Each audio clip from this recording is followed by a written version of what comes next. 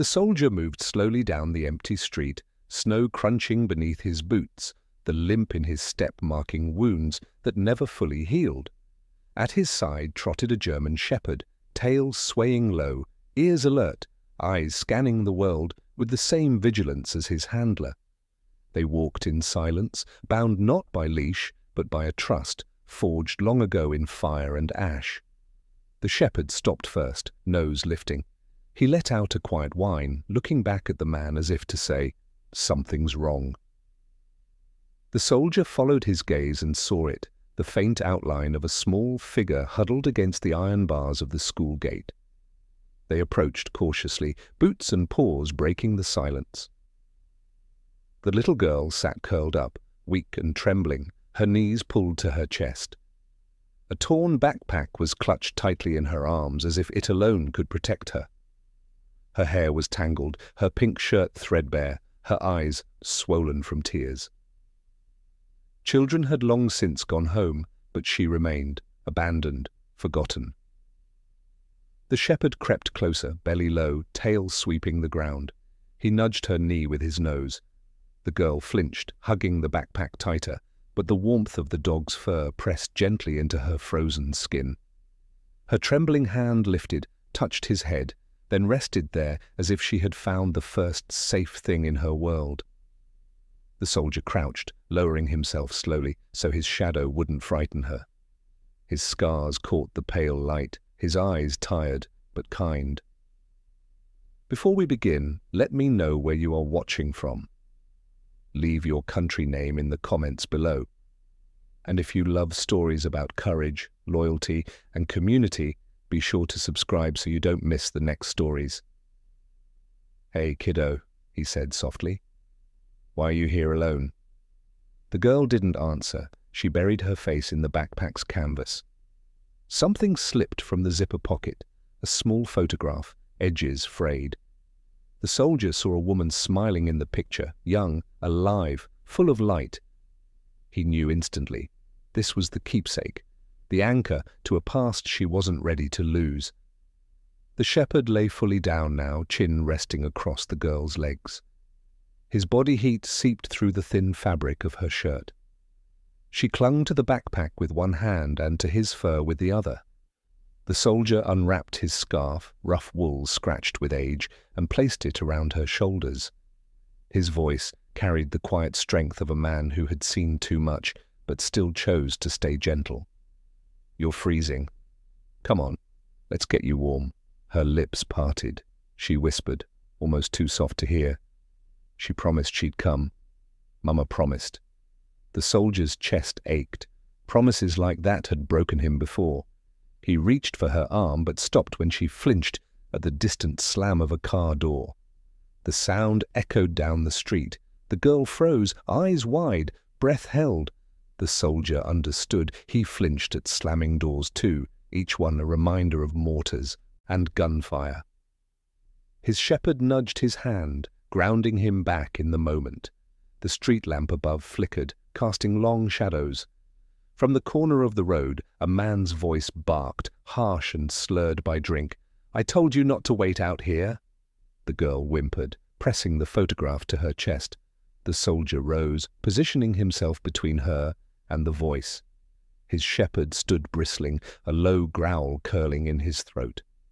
The drunk figure stepped closer, but halted when he saw the soldier's stance, the dog's teeth bared in the glow of the streetlight. He muttered curses and staggered away into the dark. The girl trembled, clutching both her backpack and the photograph. She lifted her eyes, wet and pleading, and whispered into the scarf around her shoulders, "Please, don't send me back." The soldier's jaw tightened, his hand steady on her small shoulder. The shepherd barked once, sharp and sure, as though sealing the promise his master could not yet speak aloud.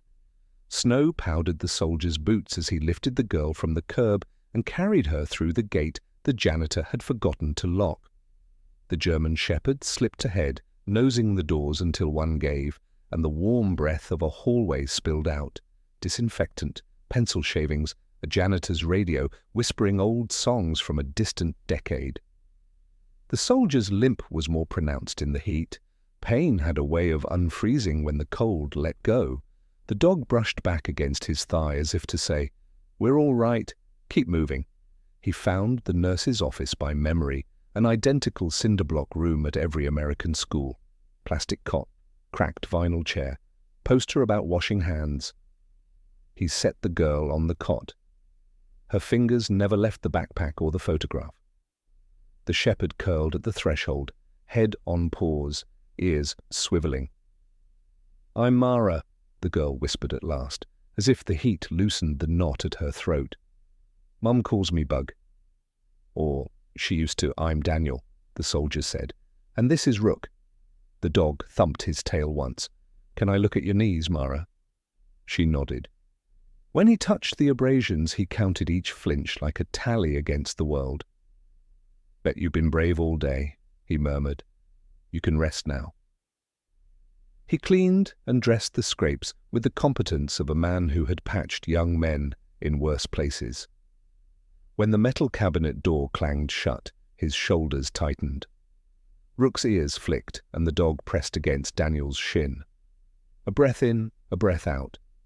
The past stayed where it belonged, for now. The fluorescent lights hummed. Outside, the wind teased a flag so faded its colors were more memory than pigment. Footsteps scraped the hall, then a knock. 2 polite taps, hesitant. A woman in a wool coat peered in, snow glittering in her hair. "I'm Grace Alvarez, Child Protective Services," she said, showing her badge. Her gaze stepped gently over Mara's face, cataloguing bruises the way a librarian handles first editions. "We got a call earlier from the crossing guard.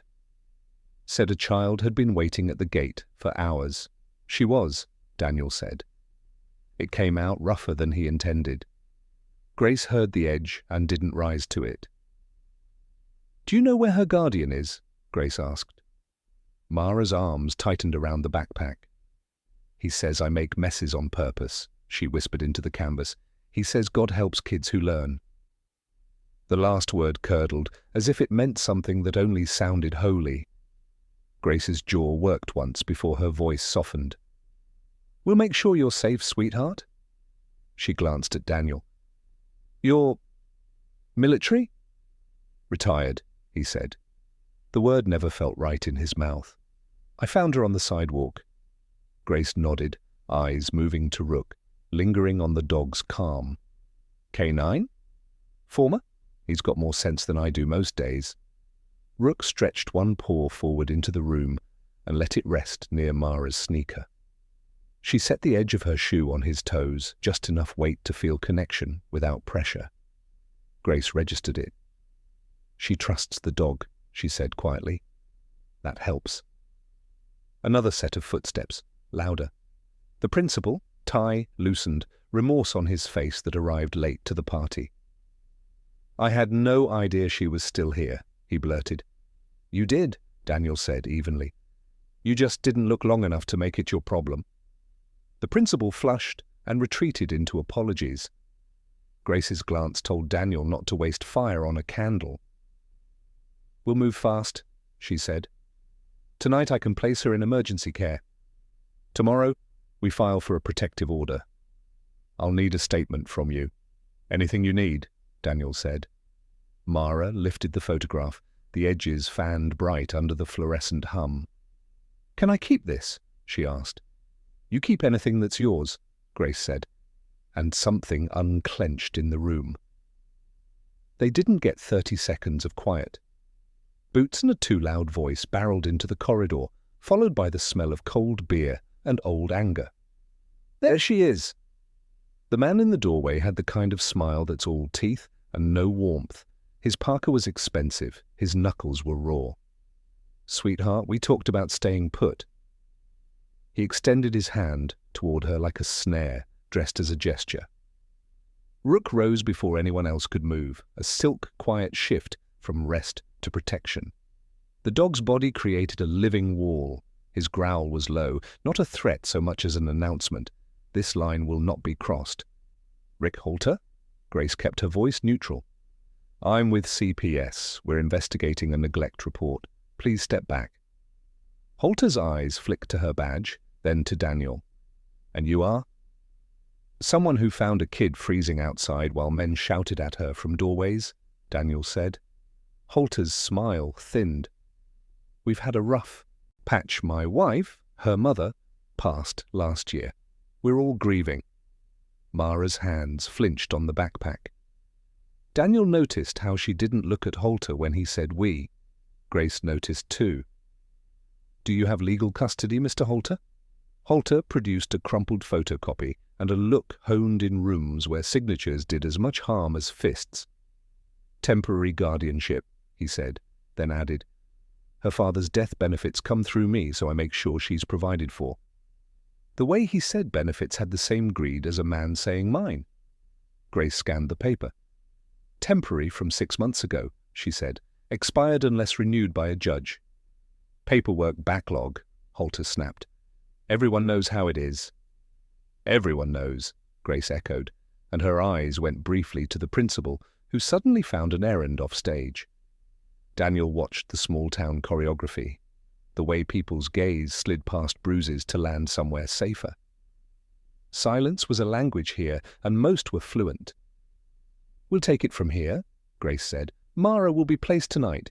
You can contact my office tomorrow." Holter's nostrils flared. His gaze skittered across Rook, measured the teeth, recalculated. "Fine," he said too quickly. "I'll be back with my lawyer."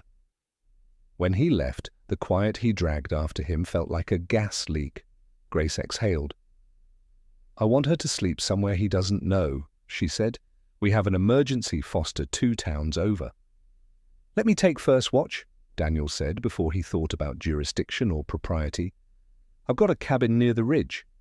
"Sheriff knows me. Safer than moving her through a system he clearly knows how to game." Grace weighed it.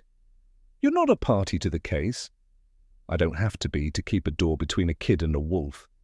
Rook leaned into Daniel's leg as if to say, "She's already chosen." Grace saw the way Mara's fingers had found Rook's ruff as naturally as breathing. "Okay," Grace said. "One night, I'll file for emergency removal by morning and loop in a judge. You call me if anything looks off, and I'm sending a patrol by the Ridge Road." The principal reappeared with a tote bag of lost and found hats and gloves that wouldn't quite make a penance. Mara chose a blue knit cap because it had a pom on top. She turned the pom under so it wouldn't bounce when she ran. They left through a side door into a night that pulled heat from their lungs. Daniel drove a battered SUV up into the hills. Rook rode in the back, muzzle out the window just enough to sample the world. Mara sat buckled in, backpack on her lap, the photograph tucked into the front pocket like a heartbeat. "You hungry?" Daniel asked. "It's okay if I'm not," she said. "That's not how it works with me," he replied. They stopped at a gas station where the day clerk knew Daniel as the vet with the dog who doesn't bark at kids. He handed Mara a hot cocoa that steamed her glasses and pretended not to notice when she tucked half the marshmallows into Rook's mouth. The dog accepted each one like sacrament. On the road again, tires hummed a song that made the soldier's eyelids heavy. The beam of his headlight stuttered across trees and fence posts. In the mirror, a pair of lights appeared behind them, then dimmed, then reappeared after each curve. "Rook," Daniel said. The dog's ears rose. He glanced back again, nothing but darkness. Maybe he was seeing ghosts in tail lights. He'd done that before. The cabin was small, 2 rooms, 1 stove, a stack of dry wood that had saved him from thinking more than once. He let Mara choose the bed, stoked the fire until it threw orange against the walls, and set an extra blanket on the floor where Rook always claimed guard. The dog circled once and lay down with a sigh that to Daniel sounded like we made it through this hour. Let's try for the next. Mara sat cross-legged on the rug, backpack in her lap. The photograph rested on one knee. She traced the face with a fingertip. "My mum," she said. "She told me if I ever felt lost to follow the music." "What music?" Daniel asked. Mara lifted the backpack strap and ran her thumb along a stitched seam. "This," she said. "It hums sometimes." Daniel took the pack gently and felt along the seam. There, a ridge, too stiff to be thread, a place where the fabric pulled against something hidden. He glanced at Rook. The dog sniffed the spot and gave a short, purposeful huff. "Permission?" Daniel asked Mara. She nodded. He used his pocket knife to unpick 4 backstitches, careful, slow. From inside he drew a narrow plastic sleeve, the cheap kind banks used for cards. Inside was a folded paper, a photograph, and what looked like a prepaid debit card. He slid the paper free. It was a letter printed on Veterans Affairs letterhead, addressed to Evelyn Halter. Notification of survivor benefits, the sort of form that announced a monthly check. But at the bottom was a signature, Rick Halter, and a note scrawled in a different hand, retroactive, guardian to receive arrears. The number was circled 3 times. "Someone skimming what belongs to you," Daniel said carefully. "Maybe worse." He unfolded the photograph. A man in uniform stood beside a woman with Mara's eyes. The date stamp was only 18 months old. On the back, in rushed handwriting, "If anything happens, follow the music. Ask for Jonah Pike. Trust the shepherd." The last word underlined twice. "The shepherd," Mara said, looking at Rook. The dog wagged once, like he'd been included in a secret. "Jonah Pike," Daniel repeated. "I know that name." A lawyer who took too many cases for too little money. A man who'd been called idealist like it was an insult. He touched the card, blank, unmarked. "We'll ask him what this is tomorrow." A car engine murmured on the road below. Headlights swept across the trees in a slow, measuring turn, then vanished. Rook's head lifted. His ears pointed toward the door. Daniel killed the lamp, letting the fire paint the room in low gold. He moved to the window and parted the curtain with 2 fingers. Snow sifted silver over the ridge. Nothing moved, nothing, and yet everything in him heard the hum of a threat, the way an old injury could predict rain. Something tapped the glass. Once, then again, not a branch, a pebble. Rook's growl rose, deep enough to vibrate the floorboards. Daniel set the letter down and slid the bolt on the door. "Mara," he said, voice low, steady. "Under the bed." Now she crawled without a sound, clutching the photograph. The backpack lay beside the hearth, open seam gaping like a mouth whispering hurry. A 3rd tap against the pane. Then a voice, muffled, false gentle, called from the dark. "Mr. Halter says the girl needs to come home. No one wants trouble." Grace's business card sat on the table. Daniel's phone lay beside it. He snatched it up, thumbed a quick text. "Visitor at the Ridge, not friendly." He hit send. The doorknob turned a fraction against the locked latch. Experimental, patient. Rook moved to stand between the door and the bed, head low, teeth barely visible. The fire threw quick light across his fur, making him look like a shadow with a heartbeat. The knob turned again, firmer this time. A tool scraped in the lock. Daniel's hand closed around the handle of the old service pistol he kept bolted to the underside of the table, not to threaten, but to remind himself there was still a line he could hold. Outside, snow fell soft as ash. Inside, breath hung in the air. And in the hush, before the next attempt on the lock, a small voice floated from beneath the bed, steady in the way only a child's stubborn faith can be. "Daddy's not dead," he sent the shepherd. The latch strained, the first screw of the lock squealed, and the knight leaned in to listen to which promise would break first. The lock gave a final groan, metal teeth straining, when headlights rolled across the ridge road. Blue and red strobes flickered faint against the snowdrift. The scrape of tools at the door stopped. A car door slammed, heavy boots crunched, and a voice cut the night. "Sheriff's Department!" "Step away from that cabin." Silence answered first.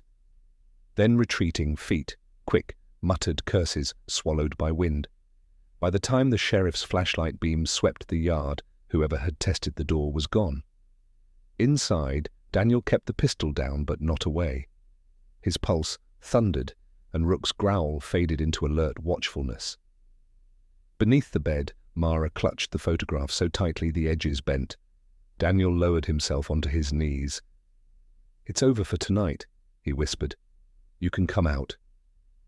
She crawled slowly, eyes wide, tears streaking her cheeks, but her chin held stubborn. He sent them.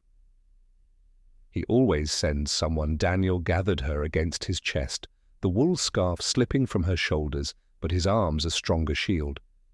Rook leaned close, muzzle brushing the girl's hand. The sheriff knocked once.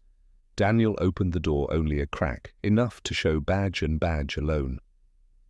"Heard from Grace?" the sheriff said. "We'll keep patrol on the road." But men like Halter have ways of staying ahead of paper. "Watch yourself." "I always do," Daniel muttered, though the words carried less weight than he wanted. When the sheriff left, the cabin sagged into uneasy quiet. Daniel reset the bolt, sat by the fire, and rubbed his temples. Mara curled up beside Rook, who lowered his head onto her knees. Within minutes, she was asleep, breath uneven, photograph still in hand. Daniel watched her face in the firelight. She wore exhaustion like an old mask, but behind it he saw echoes of every boy he'd lifted out of rubble, every comrade who had asked, "Am I safe now?" He exhaled slow, the ghosts crowding the room, but retreating under the warmth of the flames. Morning came grey and brittle. Frost veined the windows, and smoke from the chimney curled into a sky that promised more snow. Daniel packed the seam-ripped backpack carefully, slipping the letter, photograph, and card into his own jacket pocket. "Where are we going?" Mara asked as she rubbed sleep from her eyes. "To see Jonah Pike," Daniel said, "the name your father wrote." "A man who might help us," Rook barked once, sharp, like agreement. They drove into town, the SUV coughing against the cold. Mara sat bundled in Daniel's spare coat, sleeves rolled until her small hands peeked out. She traced fog on the window glass, shapes of houses, trees, and then something that looked like music notes. Daniel noticed, but said nothing. Pike's office was tucked above the hardware store, one sign barely legible. Inside, the lawyer was younger than Daniel expected, sleeves rolled, hair already thinning, eyes ringed from too many late nights. Papers lay scattered like fallen leaves. "You're the shepherd," Pike said, rising when he saw Rook. Then, catching himself, "Sorry, your dog." The name in the letter, that's what Evelyn called him, right? Always said the shepherd would protect her girl. Mara's eyes widened. "You knew my mum?" Pike nodded gently. "She came to me months before she passed. Told me she suspected Rick was forging signatures, siphoning survivor benefits. She left me pieces, copies, witnesses, but I needed proof from her side. The letter you brought might be it." He examined the sleeve, the prepaid card, the note in Evelyn's handwriting. His lips tightened. "This is enough to trigger an investigation. But you should know Rick Halter's got friends in the county office, judges who owe him favors. He won't fold easy." Daniel crossed his arms. "Then we press harder." Pike glanced at Mara, then back to Daniel. "It won't just be court filings. Men like him play dirty. He'll try to scare you off." Daniel's hand brushed the scar on his wrist, memory flashing of a battlefield where intimidation was measured in mortars. "Let him try." Rook whined, nudging Mara, as if reminding them all that threats weren't abstractions. They were footsteps in the snow at night, shadows tapping glass. They left Pike's office with more papers than Daniel liked to carry in daylight. Grace Alvarez met them in the parking lot, coat buttoned tight, clipboard under her arm. "I've filed for emergency custody transfer," she said, "but Halter's lawyer already motioned for a delay." "He claims you," her eyes flicked to Daniel, "are influencing the child against her guardian." Daniel's jaw tightened. "I carried her off a sidewalk in the freezing dark." "If that's influence, I'll sign the charge myself." Grace softened. "I believe you. But courts don't move on belief. They move on paper." Mara tugged Grace's sleeve. "Can I stay with him? With the shepherd?" Grace hesitated, then bent to meet her eyes. "For now, yes, but you need to be brave in another way, telling the truth when they ask." "Can you do that?" Mara hugged the backpack closer, whispering, "If I'm good, will he stop?" Daniel crouched, voice steady. You don't need to be good for him to stop. You just need to be you. And we'll make sure he can't hurt you again. Grace's gaze lingered on the three of them. Soldier, dog, child. Something unspoken flickered. Faith, maybe? Or just the recognition of a fragile family forming where none had been meant to. That evening, the town pressed in on them. At the diner, voices dropped when Daniel walked Mara to a booth. At the grocery, neighbors studied bruises on her arms but said nothing, eyes sliding to the dog instead. Silence was safer. Silence kept mortgages steady. Back at the cabin, Rook lifted his head suddenly, ears pricked. Tires ground against the gravel outside. Daniel peered through the curtains. A black SUV idled, windows tinted, engine too smooth for the hills. It didn't belong here. The headlights cut. Darkness swallowed the yard. Then came the sound, crunch of boots, slow, deliberate. Daniel signaled Mara to stay low, his hand on the pistol, the other on Rook's collar, though the dog's body was already taut as a drawn bow. A voice drifted from the yard, not Halter's this time, but smoother, colder. Mr. Pike thinks he can dig where he shouldn't. Tell him to stop. Or maybe the girl's long nights waiting alone won't be a memory, they'll be her future. Rook snarled, chest rumbling like thunder under skin. Daniel's own breath sharpened. The threats weren't whispers anymore. They were standing in his yard. The crunch of boots retreated, the SUV growled to life, and the night swallowed the sound as quickly as it had brought it. Mara crawled into Daniel's arms, her whisper fierce though tears streaked her face. He's never going to stop. Not until someone makes him. Daniel pressed his chin against her hair, his eyes on the firelight reflecting in Rook's watchful gaze. Then we make him, he said. And the vow settled in the cabin like iron, cooling into shape. The courthouse smelled of old wood and tired arguments. Its windows rattled faintly in the wind, and the walls bore portraits of men who had died before Daniel was born. On the morning of the hearing, he sat stiff in the back row, Mara beside him clutching her backpack, Rook lying at their feet like a sentinel carved from muscle and loyalty. Grace Alvarez whispered encouragement, smoothing her notes. Jonah Pike leaned forward at the plaintiff's table, his briefcase swollen with documents Evelyn Halter had left behind. Across the aisle, Rick Halter sat with a broad-shouldered attorney in an expensive suit, their laughter low but pointed. Rick's smile was polished now, cleaned of last night's slurs, but his eyes gave him away. Small, sharp, waiting for blood. The judge cleared his throat. This hearing concerns custody and guardianship of Mara Halter. His gaze skimmed over the child with professional detachment, then returned to the papers. I will hear arguments. Jonah rose, papers trembling slightly in his hands. Your Honor, my client Evelyn suspected fraud before her passing. She hid documentation, now recovered, proving Mr. Halter diverted survivor benefits for his own use. Beyond the financial exploitation, we submit testimony and evidence of neglect, leaving the child unattended for hours, forcing her outside in freezing weather. Mara's shoulders hunched. Daniel laid a hand on her backpack. Rook pressed his chin against her knee. The opposing attorney rose with smooth confidence. Your Honor, what we have is a grieving man vilified by outsiders. Yes, Mr. Halter receives survivor benefits because he was granted guardianship after Evelyn's death. Yes, he is strict because he believes in discipline. These claims of fraud and neglect come from a retired soldier with no relation to the child and a small-town lawyer who admits he never had formal custody filings from the mother. This is conjecture, not evidence. Rick leaned forward just enough for Mara to see his grin. She shrank further. Jonah swallowed, then produced the prepaid card and Evelyn's note. We have her handwriting, corroborated by samples.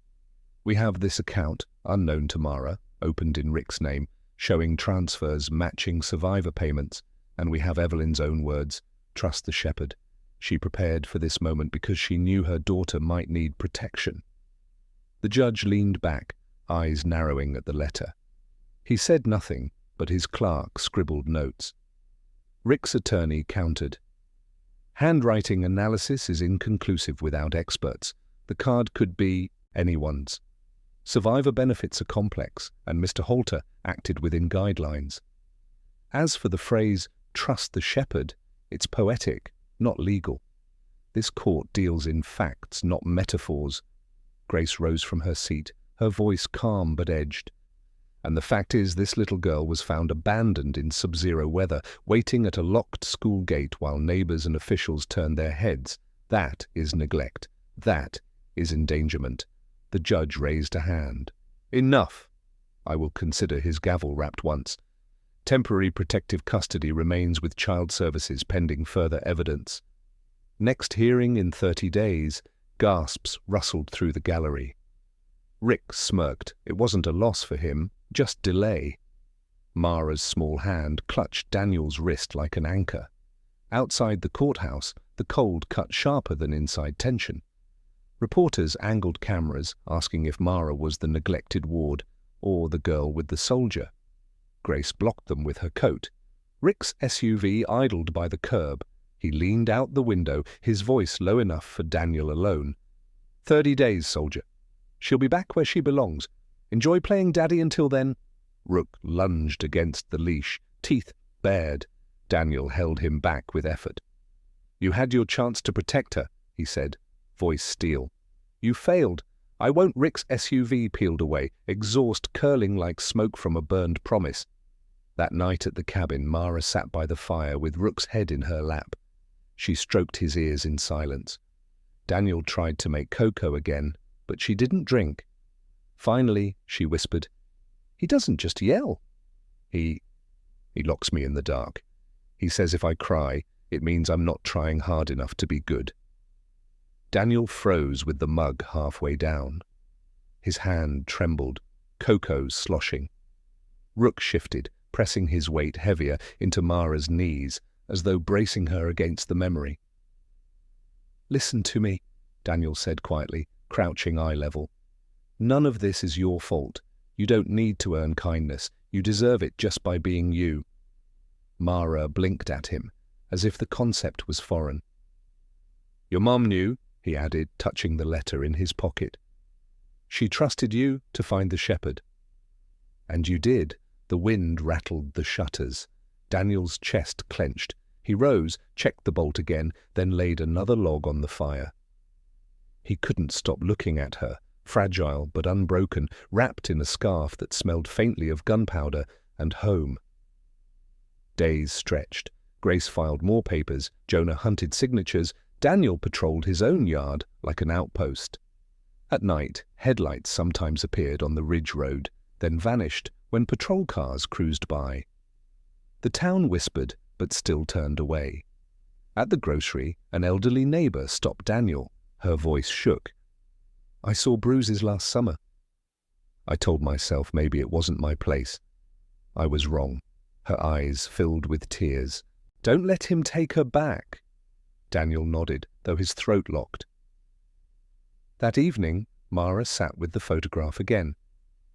He told me Daddy's gone, she whispered. But Mama wrote his name, Jonah Pike. Why would she write a lawyer's name and not Daddy's? Daniel sat beside her. Because she knew the law might be the only way to fight him. But he hesitated, pulling the photo closer. His finger traced the man in uniform, broad shoulders, familiar set of the jaw. Your father may not be as gone as he said. Mara's eyes widened. Daddy's not dead, Rook barked sharply, almost answering. The knock on the door came then, hard, urgent. Grace's voice called, It's me. Relief swept Daniel until he opened the door and saw her pale face. There's been a break-in at Pike's office, she said, snow clinging to her coat. Files are gone. The judge will think we staged evidence. We have to move fast, or Halter wins. Behind her, the ridge road glittered with tire tracks that hadn't been there an hour ago. And in the corner of the room, Mara whispered, almost to the fire. If I'm good, will he stop? Daniel knelt, meeting her gaze. You don't need to be good for him to stop. We'll stop him. Rook stood, ears sharp, a low growl in his chest. The battle wasn't coming, it was here. Snow hammered the windshield as Daniel steered the SUV down the ridge road. Mara sat strapped in the back seat, her backpack hugged to her chest like armor. Rook shifted beside her, leaning his bulk so she could press her cheek into his fur. She hadn't spoken since they left the cabin. Grace Alvarez sat up front, phone to her ear. "Jonah's fine," she said after a pause. Shaken, but he said 2 men ransacked his office. Files gone, laptop gone, and the judge is already hinting the evidence may be inadmissible. Daniel's grip tightened on the wheel. "So Halter erased the proof." Grace lowered the phone. "For now." "But Evelyn left us more than one trail." "I believe it," Mara whispered. She said to follow the music. Daniel glanced in the rearview mirror. Her small voice carried more conviction this time, like she trusted the words. "Do you know what she meant?" Mara nodded. "Mama had a box? Wooden, with birds painted on it. She used to wind it and it played a song." She traced the straps of her backpack. "I don't know where it is now." "Maybe he took it." Grace leaned back. "A music box?" Mara nodded. "It was hers before me. She told me once, if I ever needed to find the truth, follow the music." Daniel's chest tightened. He'd seen enough coded promises from soldiers' families, clues left behind when trust in the system was too thin. Then that box matters. "Where was it last?" "In the attic," Mara said. Her voice trembled. "He told me never to touch it." He locked the door. Rook lifted his head, ears pricked. A hum rose. Behind them, engines. Daniel checked the mirror. Headlights. Too many, too close.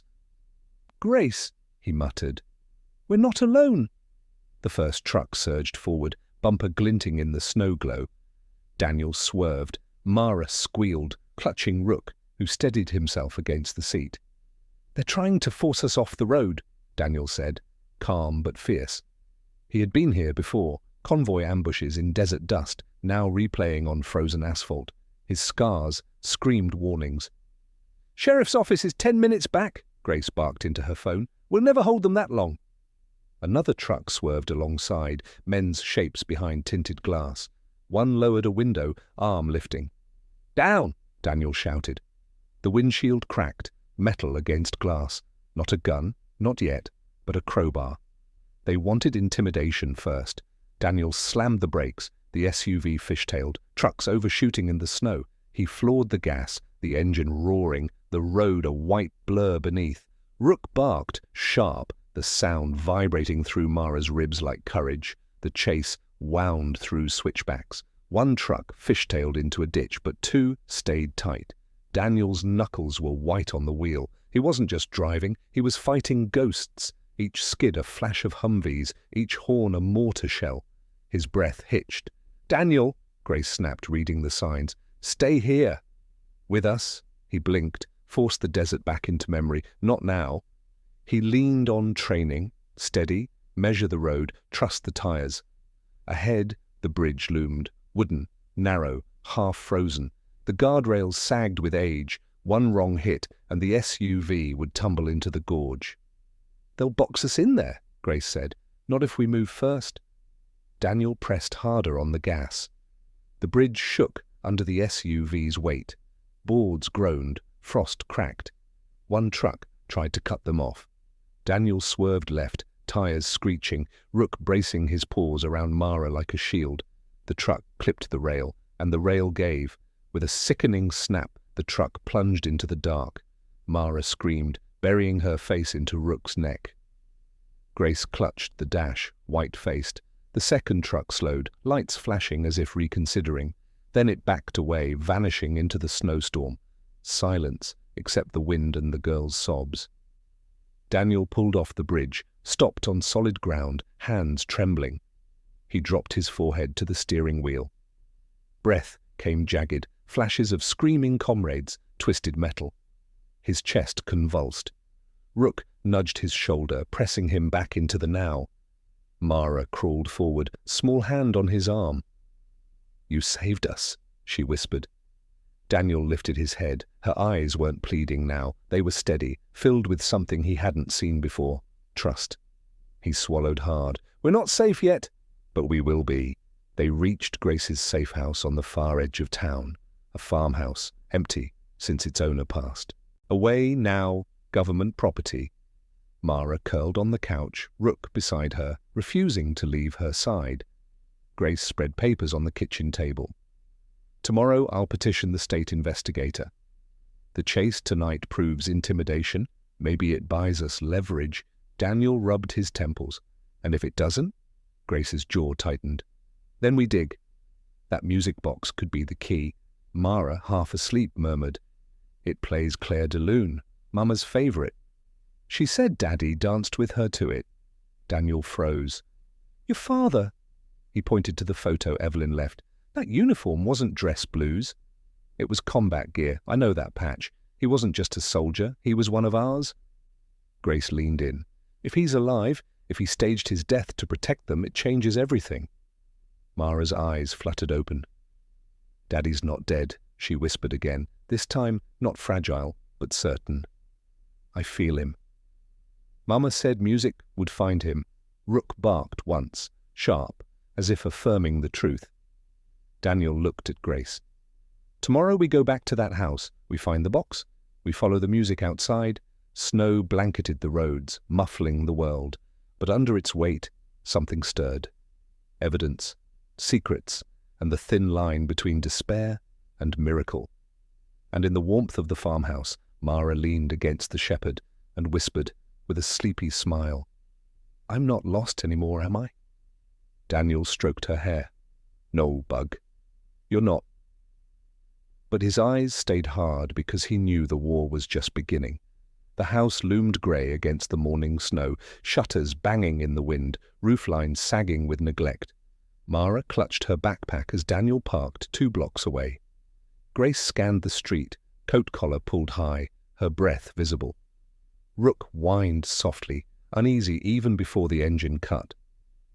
"We go in quick," Daniel said. His voice was steady, but his hand flexed against the gear shift. "Grab the music box, get out. Grace, you cover Mara. Rook and I will lead." Mara's lip trembled. "What if he's there?" Rook leaned over the seat, pressing his head into her lap, a low, comforting rumble in his chest. Daniel met her eyes in the mirror. "Then he'll learn he's not the only one with guardians."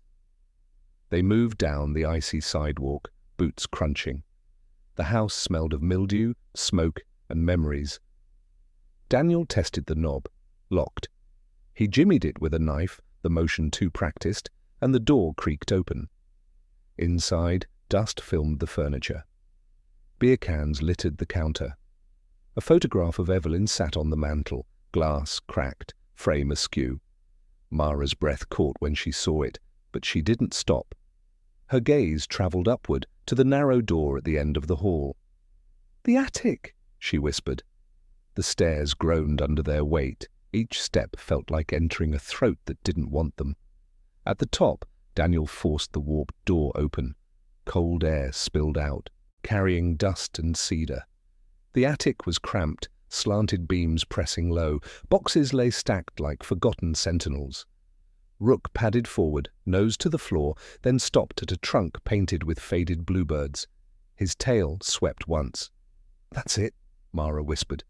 Her eyes shone, not with fear, but something close to hope. Daniel knelt, brushing away cobwebs. The latch resisted, then gave. Inside lay folded quilts, a stack of letters, and nestled at the bottom, the music box, lacquer chipped, winding key bent, but the painted birds bright even in shadow. Mara gasped. Her small hands reached, trembling, and she wound the key. The box creaked, then played a wavering, fragile melody. Claire de Lune. The sound filled the attic, broken yet beautiful, like light through cracked glass. Daniel closed his eyes. The music stirred something old, a dance half remembered from another lifetime. Mara pressed the box to her chest, swaying slightly, as though her mother's arms were around her again. But the moment shattered when floorboards below groaned. Voices rose, male, sharp. "They're here," Grace hissed. Daniel snapped the box shut. "Go!" He shoved it into Mara's backpack, lifted her onto his hip, and charged down the stairs. Rook bounded ahead, snarling. Two men burst through the front door, faces masked, boots heavy. One swung a bat. Rook lunged, teeth flashing, knocking the weapon aside. Daniel barreled through with Mara, Grace behind him, shoving a chair into the men's path. "Back door," Daniel barked. They crashed through the kitchen, out into the snow. Bullets cracked against siding, warning shots meant to hurt. Mara buried her face in Daniel's shoulder, muffling a sob. Rook stayed close, his body a moving shield. Grace fired a flare pistol skyward, red smoke curling, signal for patrol. They scrambled into the SUV, doors slamming. Daniel floored the gas, snow spraying. In the mirror, the men chased but stopped at the property line, watching, waiting. They weren't hired thugs, Daniel muttered. Too disciplined. Grace nodded grimly. That means Rick's pulling help from inside the system. Deputies, maybe even the judge. Mara clutched the music box tight. "It played for Daddy," she whispered. "Mama said so." "He's still out there." Daniel met her eyes. "If he is, we'll find him. And if not, his promise lives in you." Rook barked once, sharp, sealing the vow. Back at the safe house, they spread the attic's contents on the table. Letters, receipts, scraps of notes Evelyn had hidden. One envelope was addressed not to her but to Daniel himself, though they'd never met. He tore it open. Inside, Evelyn's handwriting. "If this reaches you, it means Rick moved faster than the courts. You know what it is to fight with no one listening. Protect Mara the way you protected your men. And if you ever doubt, remember, the shepherd leads to truth." Daniel's hand trembled. Grace leaned closer. "She knew you." "She couldn't have," Daniel whispered. Yet a memory stirred. Years ago, a rescue mission overseas, a woman evacuated with a small child clutched in her arms. He had only seen her face for a second through smoke, but maybe seconds were enough. Mara hugged the music box. "She knew you'd come." The words landed heavy in Daniel's chest, breaking something open. Night pressed in, firelight flickering. Rook lay across the threshold, head high. Daniel sat sharpening his knife, not for use but for rhythm, something steady to drown the storm in his head. Mara sat cross-legged, winding the music box again. The melody faltered but kept going. "It sounds like Mama," she whispered. Daniel looked at her, small, fragile, scarred, but still here, still hoping. He realized then that the music wasn't just notes, it was survival, passed from one life to the next.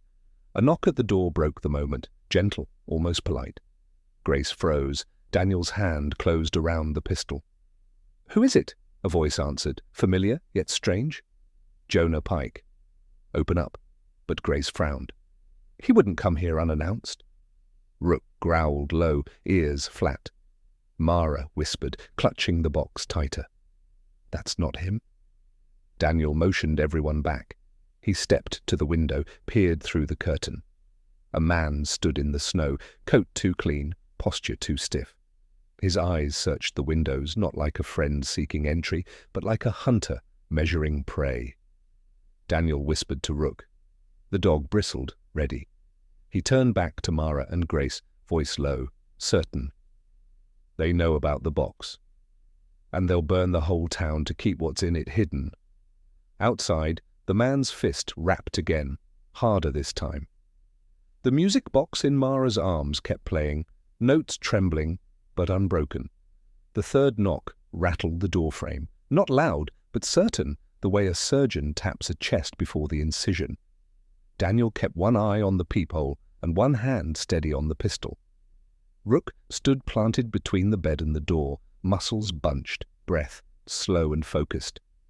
"Jonah?" Daniel called. "It's me," the man repeated, softer now. "Grace texted, said you found something." Grace Alvarez shook her head once, firm. "I didn't," she mouthed. Rook's growl deepened, no longer a warning, but a verdict. Daniel unlatched the chain just enough to open a narrow seam of night. The man's face tipped into the gap, perfectly shaved, no windburn around the eyes, collar unspotted by snow, though flakes drifted all around him, a counterfeit of Jonah down to the haircut. "Back away from the door," Daniel said. "Hands where I can see them." Imposter Jonah smiled like a man in a sales brochure. "Relax, Sarge. We're all on the same side." "Rook," Daniel said, not taking his eyes off the crack. The shepherd stopped growling and went very still, his version of a laser sight. Grace had her phone up, thumb hovering over a speed dial labeled Sheriff. A second voice came from the dark, a voice neither fake nor friendly. "Open up, soldier." "We just want the box, Rick Halter." Mara tightened her hold on the music box until the key bit her palm. Daniel felt her tremble through the floorboards. He shut the door gently and slid the bolt back into place. "Back exit," he said. "Now." Grace snatched the go-bag. Rook nudged Mara forward with his shoulder, guiding her down the short hall toward the mudroom. Daniel doused the lamps and swept the letter and photograph into his jacket. Behind the door, Halter's men moved along the porch boards, the wood complaining in 4 separate voices. Not just 2 men. More. The back door moaned open. Night air sliced through the warm hall and lifted the curtains like a gasp. Daniel stepped into the yard first, Rook at his thigh, Grace right behind with Mara tucked under her arm and the music box pressed to the child's chest. "Fence," Daniel whispered, pointing toward the south pasture. Rook bounded ahead and threaded the best path through the brittle grass, his paws barely crunching in the crusted snow. A flare hissed into the yard, blooming red over the house like a false sunrise. A second flare arced, then a third. Daniel's gut dropped. Flares didn't just illuminate, they also marked. Men moved in the glow like hunters behind a blind. "Go!" he snapped. They ran. A shot cracked, then another, not at them, but into the porch posts. Notching points, herding them away from the road and toward the old service lane that led downhill to the freight yard and truck stop. He'd seen this choreography in a dozen countries and 24 nightmares. Control the angles, limit the exits, make your target believe they're choosing. "Down, down," Daniel said, not wasting air on explanation. Rook cut left at the gully and slid under a split rail gap. Daniel shoved Grace and Mara through, then dove a heartbeat later. A bullet shaved splinters off the top rail. Sirens wailed far off, too far. Either the patrol car was on the wrong road, or someone had pointed it there. They plunged into the old service lane, a ribbon of packed mud and snow curling behind the warehouses by the truck stop. Sodium lamps cast a sickly orange over corrugated metal. The lane funneled them to a long warehouse with a flickering light over its side door. "Inside," Daniel said, because forward was the only direction that didn't get them shot in the back. The side door hung by a single hinge, a mouth with a broken jaw. Rook ghosted in first, head low, neck fur bristled. Daniel tasted the air, oil, dust, and something behind it. Propane. "Fast and quiet," Grace whispered, shepherding Mara behind a row of pallets. The music box's key caught her sleeve and tore a thread. The child tucked it deeper against her ribs. The warehouse opened to a high bay where semi-trucks once reversed, to load freight. Now it held shadows, and one of them moved. Lights snapped on overhead, white and blinding. Daniel's pupils shrank to pinpoints. He lifted one hand to shield and the other to signal stop to Rook, but the shepherd had already frozen, haloed in the glare like a statue of something ancient and holy. Rick Halter stepped from behind a stack of crates with the calm gait of a man entering a restaurant where he knew the chef. 2 others flanked him, sheriff's deputy badges clipped low on their belts, coats unzipped, eyes flat. The fake Jonah closed the door behind them and slid the bar. "Welcome," Rick said. "You brought my property." "Not yours," Grace said. "Not ever." Rick's eyes slipped past her to Mara, to the square outline beneath the girl's coat. Evelyn was a sentimental fool. Hiding a ledger in a lullaby, he chuckled. Maybe the court will reimburse me when I show them how much trouble I've had to endure, just to keep this child from bad influences." "Ledger?" Daniel asked, filing the word away. "Don't bother," Rick said. "You're not built for puzzles. You're built for orders." His mouth grazed a smile. "Stand down, soldier." The overhead lamps thudded in their housings as a gust of wind made the roof pop. Daniel listened for footsteps on catwalks, for the click of a safety, soundless tells. He found two. There were more men above, waiting to drop the hammer. "Mara," he said, eyes never leaving Rick's face. "Look at me." She peeled her gaze from Rick's polished smile and found Daniel's steadier one. He softened his voice, one hand palm down, the signal he'd used in places where children learned to read hands before they trusted words. "You still have your mother's music?" Her throat bobbed. "Yes." "Good. Because everything Rick says right now is going to sound loud, louder than truth. You hold on to the song." Rick's smile tightened. "Take it," he told fake Jonah, jerking his chin toward the girl. "Rook," Daniel said. The shepherd exploded into motion at the exact second Daniel raised the pistol, not a shot to kill, but to break the lighting rig above the catwalk. Glass rained. Darkness carved the warehouse into islands of shadow and hazard tape. Rook hit fake Jonah in the thigh, tumbling him into a pallet with a crack of cheap wood. Grace dragged Mara behind a stack of crates, while Daniel fired twice more into the overhead strobes, buying them pockets of dark. Shouts ricocheted. A deputy's hand found a switch on the wall and slammed it up. Emergency runners along the baseboards lit, a crawling line of red that painted everyone in the warehouse like villains in an opera. "Gas," Grace hissed, nostrils flaring. "Propane. He'll light it." Rick's lighter flicked, not to burn yet, but to show he held the match. His face glowed demon orange. "Walk out with the box," and I let the little show end. Without fireworks, Mara's breath rasped. "Mama said the shepherd would keep me safe," she whispered into the cold brass of the key. The key! Daniel yanked the music box from Mara's coat, not to surrender, but to flip it over. A shallow groove ran along the hinge, no larger than a fingernail, machined rather than carved. He slipped his service blade into the groove and twisted. The bottom clicked, and a wafer popped free, thin as a postage stamp, black as night. A microchip, no ledger on paper, a ledger on silicon. Rick saw the glint and his mask broke, greed cracking through polish. "Give it, now!" Daniel passed the wafer to Grace, who slid it under the insole of her boot in one motion. He tossed the empty music box toward the center of the floor. "Take your lullaby," he said. Fake Jonah scrambled for it. The moment his fingers closed, Rick flicked the lighter. A stripe of flame uncoiled across the floor where someone had spilled a ribbon of fuel earlier. Fire lifted its head and spoke in a tongue everyone understood. "Move!" Daniel bellowed. Heat hit like a shove. Rook darted left, sweeping between Mara and falling debris as a stack of plastic-wrapped pallets slumped and toppled. A skid broke loose above them with a teeth-aching squeal. Grace shoved Mara through a narrow gap toward the loading bay. Daniel went last, catching a falling strut on his shoulder and shoving it aside with a grunt that tasted like copper. A deputy aimed low at the shepherd. "No!" Mara screamed.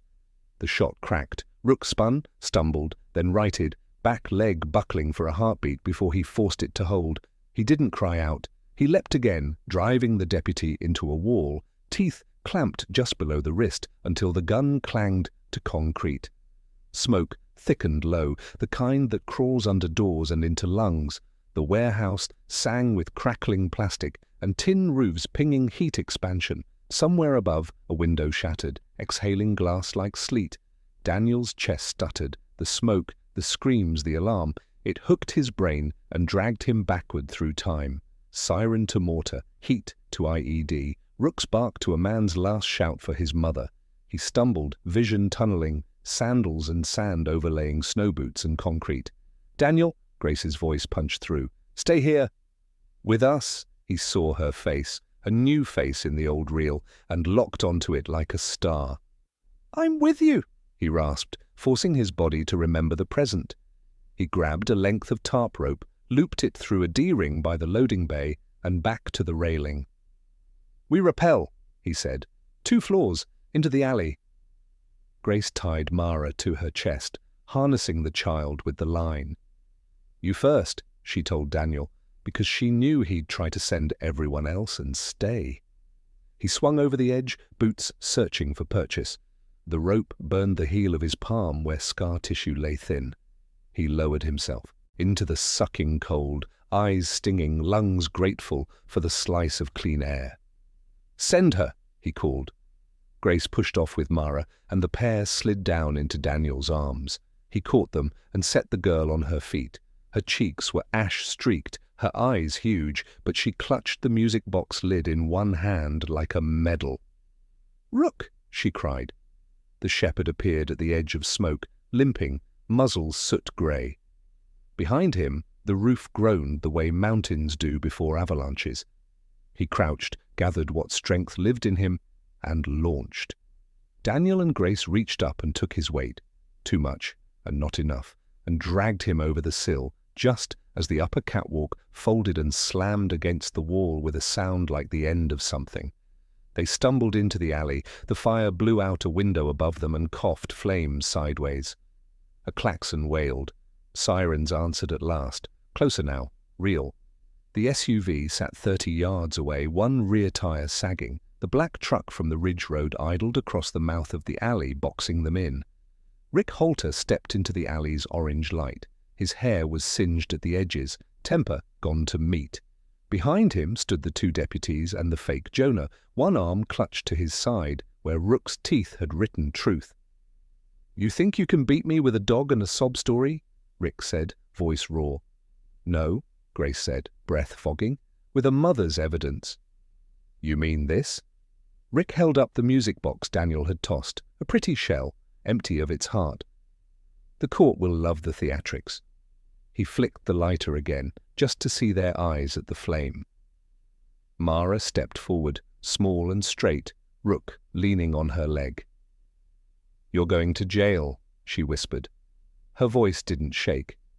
Rick's smile showed a chip in a back tooth. "And you're going back where you belong." Daniel moved to put himself between them, but a beam overhead chose that moment to surrender its duty. It tore loose and scissored down. He threw himself sideways, shoving Mara and Grace toward the far wall, taking the brunt on his shoulder again. Pain white-outed his vision. In the chaos, the black truck revved and lurched, bumper angling toward the trio.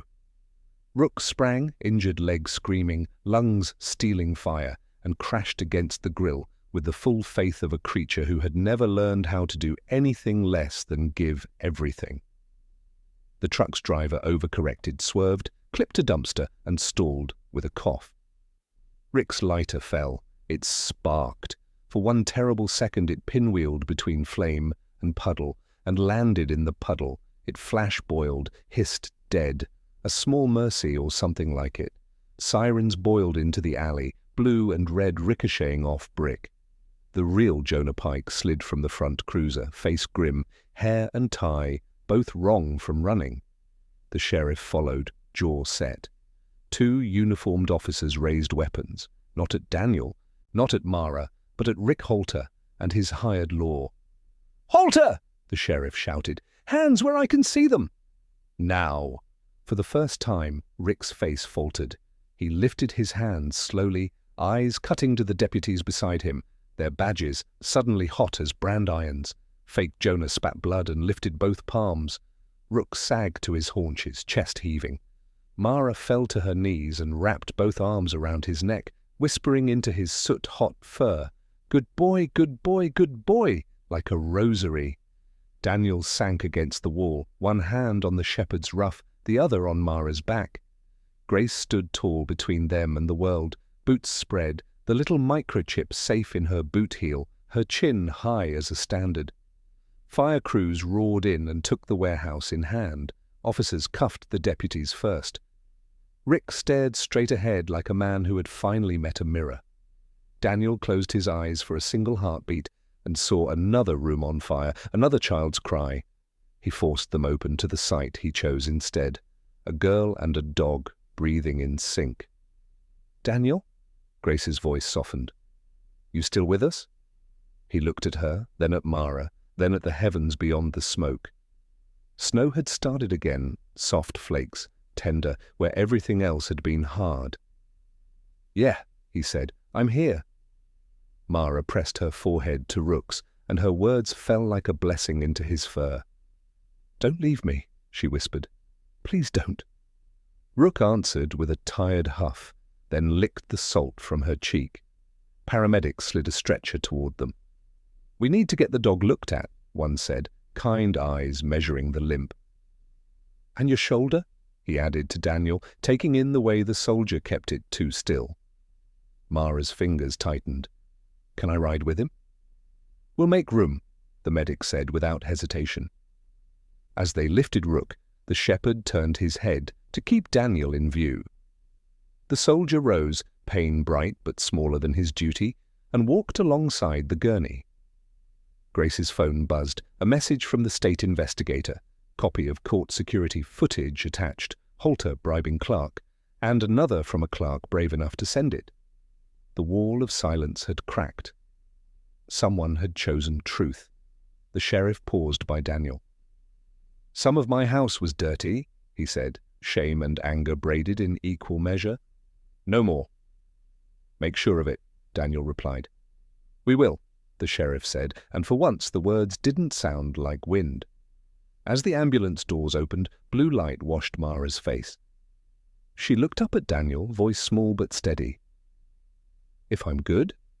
Will he stop?" Daniel knelt so they were eye to eye. "You don't have to be good for bad men to be stopped," he said. "You just have to be loved." "And you are," Rook exhaled, closing his eyes, trusting the hands around him at last.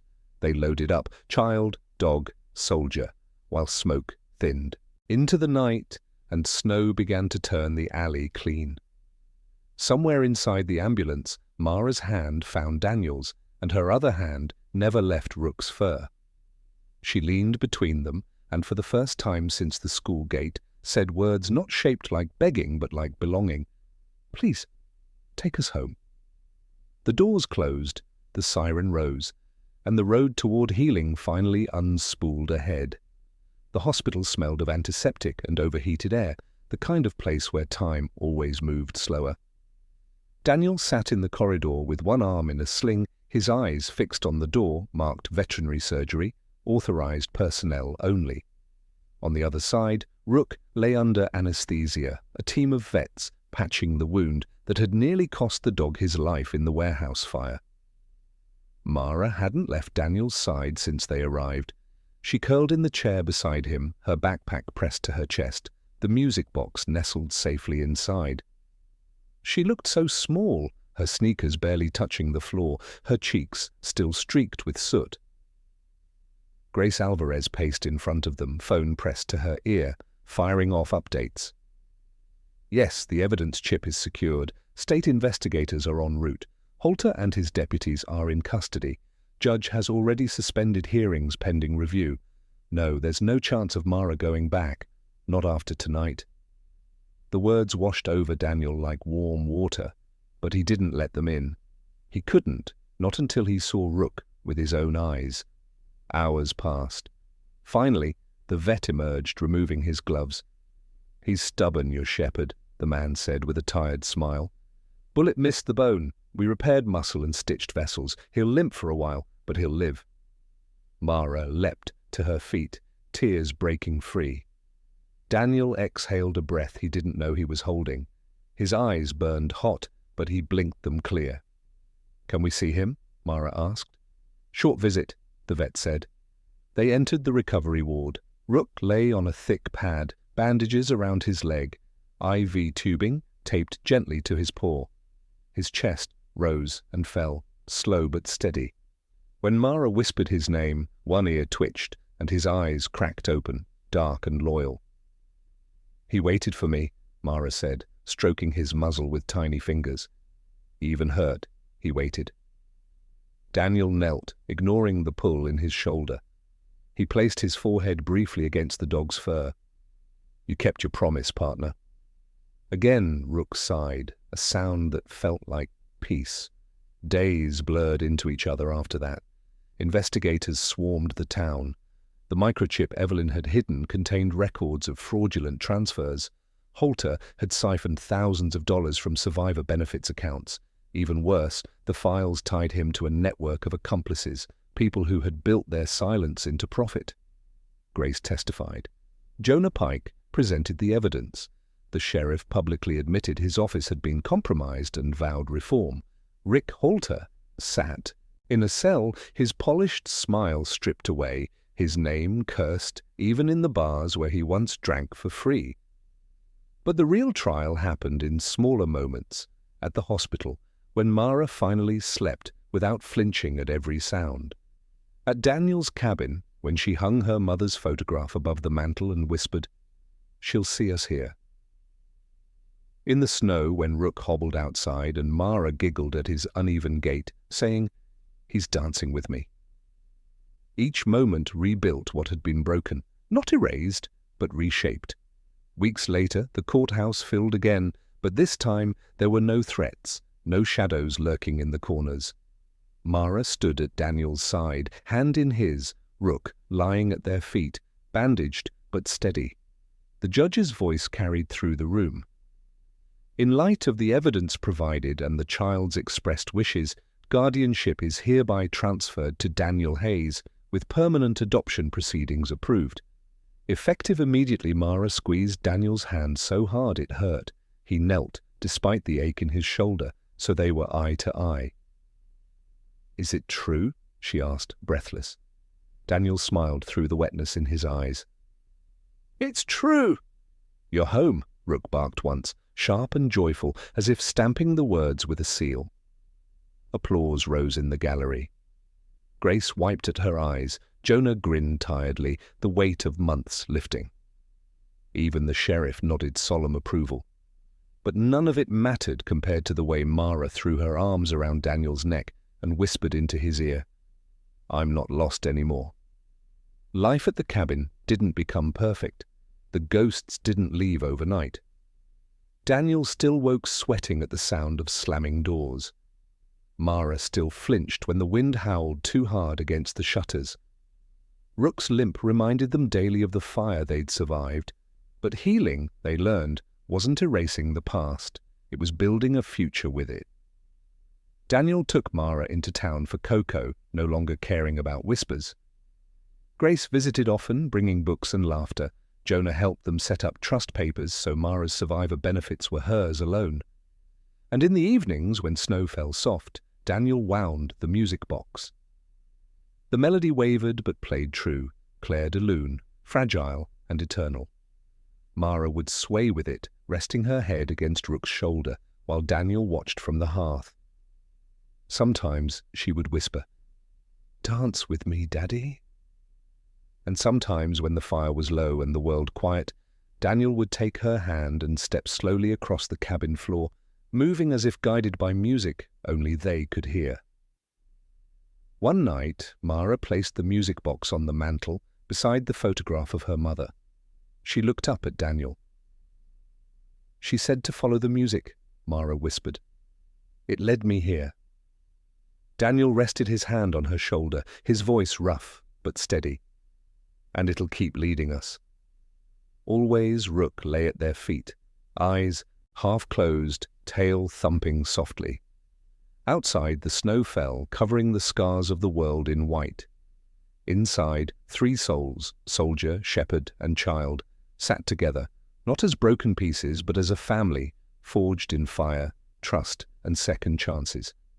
And when Mara leaned into Daniel's side and whispered, "This is home now," he knew she was right. Because at last, she was.